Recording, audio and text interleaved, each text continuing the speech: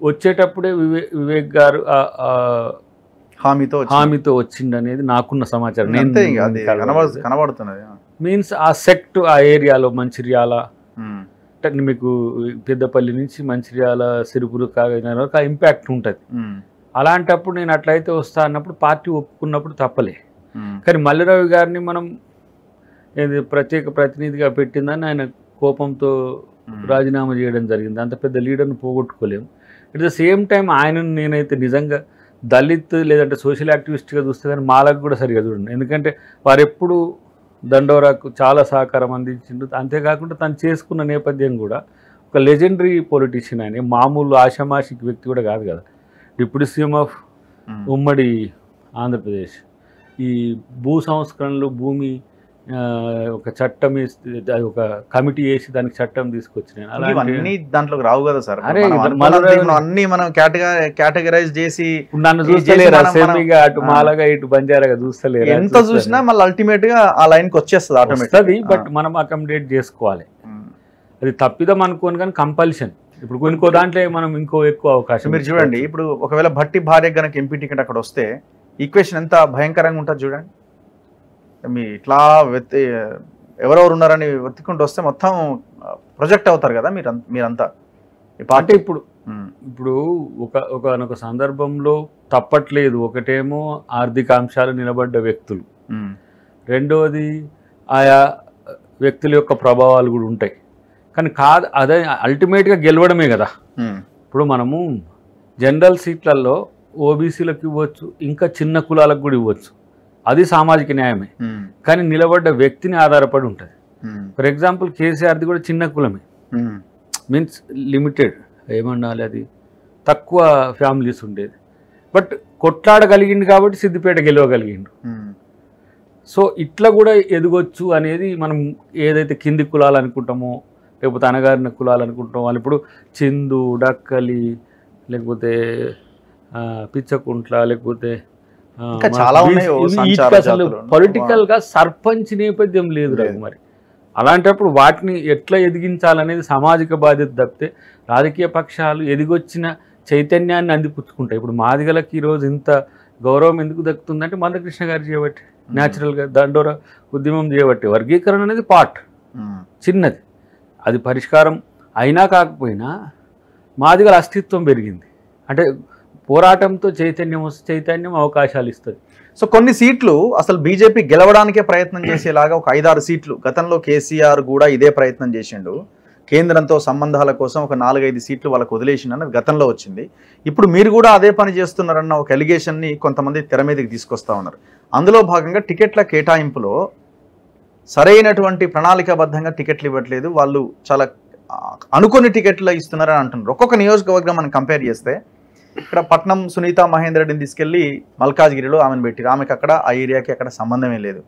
రంజిత్ రెడ్డిని అదే చేవెళ్లలో రంజిత్ రెడ్డి కోసం పట్నం సునీత రెడ్డిని మల్కాజ్గిరికి పంపించినారు. నీలం మధుకి ఇక్కడ మెదక్ టికెట్ ఇచ్చినారు. ఇట్లా కొన్ని స్థానాల్లో ఇప్పుడు కరీంనగర్కి తీన్మార్ మల్లన్న అంటున్నారు. అది మంచి మూవే కదా కరీంనగర్ తీన్మార్ మల్లన్న అనుకుంటే.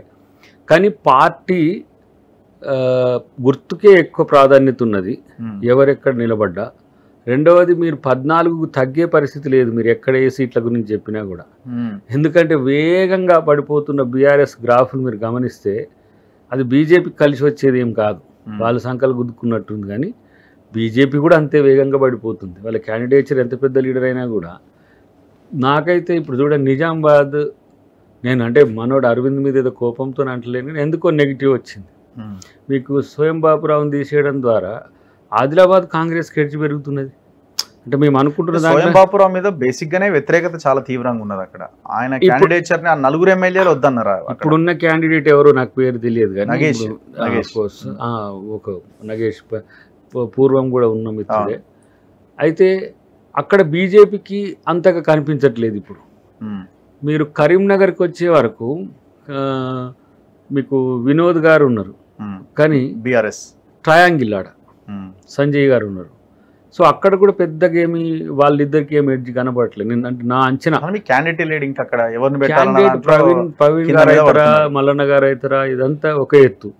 కానీ కాంగ్రెస్ కాడ గెలిచిన క్యాండిడేట్లు ఉన్నారు, ఎమ్మెల్యేస్, దాంట్లో మంత్రి ఉన్నాడు, ఇట్లా సరే అది వేరు విషయం. వీళ్ళు అఫెన్సివ్గా ఉన్న దాంట్లో మీరు చెప్పండి. ఇప్పుడు మల్కాజ్గిరి ఉన్నది, Malkajgiri BRS and Congress BJP దాంట్లో మీకు ఈటల ఫేస్ కనపడుతున్నాయి. బేస్ ఇంపార్టెంటే కదా. బేస్ మీకు ఎక్కడ బేస్ ఉన్నది? బేస్ ఉన్నదా? ఇప్పుడు మీరు చూడు అక్కడ నేను రేవంత్ నియోజకవర్గం మల్కాజ్గిరి అనడం తప్ప మీకు ఒక ఎమ్మెల్యే సీట్ లేకపోయే.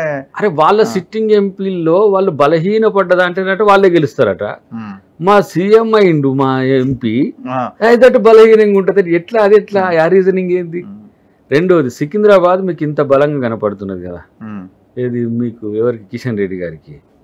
ఆయన మంత్రి కూడా ఇక్కడ. ఎందుకు ఒక్కసారి వ్యతిరేకత వచ్చిందో కిషన్ అన్నకు అడగమనండి ఒకసారి. ఎందుకు మల్ల గుల్లాలు పడుతున్నారు? తర్వాత హైదరాబాద్ వాళ్ళు సరే వాళ్ళు ఎంఐఎంఓలే ఉంటారు అనుకోండి. ఎక్కడ బీజేపీ అఫెన్స్గా నేను గెలుస్తా చెప్పగలిగింది? అఫెన్స్ అంటే ఎట్లా చూస్తున్నారు మీరు? వాళ్ళు ఆల్రెడీ 17 స్థానాలకి టికెట్లు అనౌన్స్ చేసి వాళ్ళు ప్రచారంలో ఉన్నారు. మీరు ఇంకా టికెట్లు ఎవరెవరికి ఇవ్వాలన్న దాంట్లో డిస్కషన్ల మీద డిస్కషన్లు జరుగుతున్నాయి. అఫెన్స్ లో మీరున్నట్ట, వాళ్ళు ఉన్నట్ట, మీరు డిఫెన్స్ లో ఉన్నట్ట? ఇప్పుడు వచ్చేటోళ్ళు ఉండే 1:4 ఉండే. ఎట్లా మాది అధికారంలో ఉంటుంది గెలుస్తామనే దాంతో పోటీ ఎక్కువ ఉంటది. అర్థమైంది? వాళ్ళకి ఏముంది గెలిచే.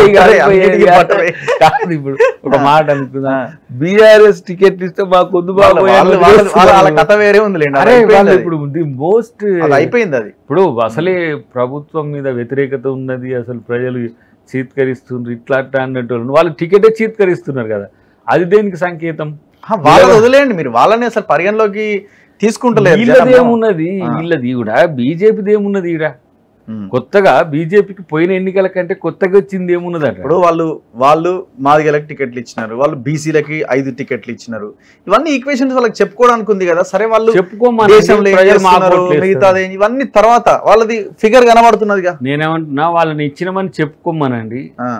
రేపు మాకు ఓట్లు వేస్తారు, మేము గెలిచినాక మేము ఆ వర్గాలకు ఎట్లా మేలు చేయాలో మేము చూపిస్తాం. కానీ వాళ్ళు చెప్పుకుంటానికి ఏమున్నది? గెలవని కాడ ఎన్ని చెప్పుకుంటే ఇప్పుడు గెలవని దాన్ని మనోడు ఏమన్నాడు వెనకడికి ఒకసారి, చంద్రబాబు గారు ఒక మాట అన్నాడు, మా పార్టీ గెలిస్తే బీసీల్ని ముఖ్యమంత్రి అన్నాడు. ఇప్పుడు ఆర్ కృష్ణ ఉండే. అవును, 2014లో నేనే అనుకుంటాను. వచ్చింది 2 మొత్తం మిగిలింది 2 3 ఉన్నారు. కాబట్టి ఇప్పుడు కానిపెళ్లికి భజంత్రీలు కొట్టినట్టుగా ఇప్పుడు వీళ్ళు కూడా ఏం చేస్తారు? బీజేపీ ఏమిస్తేంది? బంగారు లక్ష్మణ్ గారిని ఒక మాదిగను ఎంత స్థాయి నేతకి ఎదిగిండు. అసలు ఎక్కడ మారుమూలకి సికింద్రాబాద్ ప్రాంతం నుంచి జాతీయ అధ్యక్షుడికి ఎదిగితే మానసిక క్షోభతో చంపేసిండు. ఇంకా వాళ్ళు మాదిగల గురించి మాట్లాడితే ఎట్లుంటది? దయాలు వేదాలు. మందకృష్ణ మాదిగ గారే మాదిగల మా అన్నది వేరు, బీజేపీ వైపు ఉండాలని మా అన్నది వేరు. ఆయన వర్గీకరణ సాధించడానికి మోడీ ఏమైనా చేస్తాడేమనే ఆలోచనతో చేస్తాడు. కానీ బంగారు లక్ష్మణ్ గారు అనేది ఆయన ఇప్పుడు ఉంటే కనిష్టంగా భారత రాష్ట్రపతి అవుతుండే, గరిష్టంగా ప్రధానమంత్రి కూడా అవుతుండే బీజేపీ కాలంలో. ఒక దళితుడు, ఒక సిన్సియర్, నేను ఒక ఇంటలెక్చువల్ దళిత్ నా దృష్టిలో ఆయన. నేను మాదిగా కూడా చూడడానికి ఇష్టపడను. కానీ ఆయన పెరిగిన నేపథ్యం, ఆయన నిర్వహించిన విధానం, ఆఫ్టర్ ఆల్ 1 లక్ష రూపాయలు అనేది ఈరోజు ఎవరో ఉండగా ఆయన ఆజ్ తక్. ఇప్పుడు ఏంటిది అది? తేల్కా ఎంత క్రూకెడ్గా 1 లక్ష రూపాయలు అనేది ఇచ్చి కెమెరాలు పెట్టి దేశమంతా దళితులంటే అవినీతి పరులు అని చెప్పి క్రియేట్ చేసి, ఆయన జీవిత కాలం ఎప్పుడూ తప్పు చేయని వ్యక్తి అయినా సరే ఆ రోజు పార్టీ చందాలు ఎవరు తీసుకుంటలేరండి. ఇప్పుడు మీరు 100 కోట్లు తీసుకుంటున్నారు. ఇప్పుడు మోడీ ఎలక్ట్రల్ బాండ్స్ అంతా దొంగతనమేనా మరి? అంటే 1 లక్ష రూపాయలు ఇచ్చిన దాన్ని చేసి ఒక మాదిగను ఇట్లా ఎదిగినోన్ని, దేశంలో ఒక చమార్ కమ్యూనిటీ నుంచి ఇట్లా ఎదిగినోన్ని చంపింది కదా. ఆ పాపం ఇంక ఏడబోతుంది వాళ్ళకు. అసలు వర్గీకరణ చేసినా కాదు అసలు మాదిగల. మీకు అంటే వాళ్ళు 14 సీట్లు వస్తాయి మీకు అయితే డెఫినెట్గా. అదేం పెద్ద 12 కాడ ఆగి ఉన్నా నేను. ఓకే, మామూలుగా పోతా ఉంటే ముఖ్యమంత్రి 12 అంటుండు, సర్వేలు చెప్తున్నాయని అంటుండు. పోతా ఉంటే పెరుగుతున్నాయి. నువ్వు చూడు, ఇంకా వీళ్ళు అనుకున్నారు ఏంటంటే మేము చాలా మీరు 12 అంటున్నారంటే మొత్తం 17లో ఒకటి ఎంఐఎం పోతే మీరు అంటున్న లెక్క ప్రకారమే, సీఎం అంటున్న లెక్క ప్రకారమే మీకు 12, బీజేపీకి 5, ఎంఐఎం 1 అన్నట్టు కనబడుతున్నది. అంతే కదా? బీఆర్ఎస్ అంటే ఇక మొత్తం అది చాలా దారుణమైన బీఆర్ఎస్ బీజేపీ ఒకటే మనం గెలిచని ఎట్లా గెలిచిరాని ఒకళ్ళు ఇటు అవుతారు ఒకటి పెరుగుతుందని మీరే ఒప్పుకుంటున్నారు. వాళ్ళు ఒకటి మీరే అంటున్నారు. నేనేమంటున్నాను నా దృష్టిలో పెద్దగా బీఆర్ఎస్ బీజేపీ నిన్న దానం నాగేందర్ గారు చెప్పింది చూసిన నేను TV9 డిబేట్లో డైరెక్ట్ మనం బీజేపీకి సపోర్ట్ చేయాల్సి వస్తుందని చెప్పిండట ఎవరు కేటీఆర్. నిన్న మొత్తం అదే ఈవినింగ్ అంతా ఆయనది నడిచింది మొత్తం. తర్వాత ఏంటంటే అసలు ఎట్లా స్వేచ్ఛగా ఫీల్ అవుతుంది ఇప్పుడు బీఆర్ఎస్లో ఉన్న వాళ్ళు అంటే ఆహా ఇప్పుడు కదా స్వాతంత్రం వచ్చింది అన్నట్టు ఒక్కొక్కళ్ళు పక్షిలా ఎగిరి ఇప్పుడు KK గారు వచ్చేసింది వాళ్ళ కూతురుతో సహా. ఇట్లా ఎవరు కూడా అంత నిర్బంధాన్ని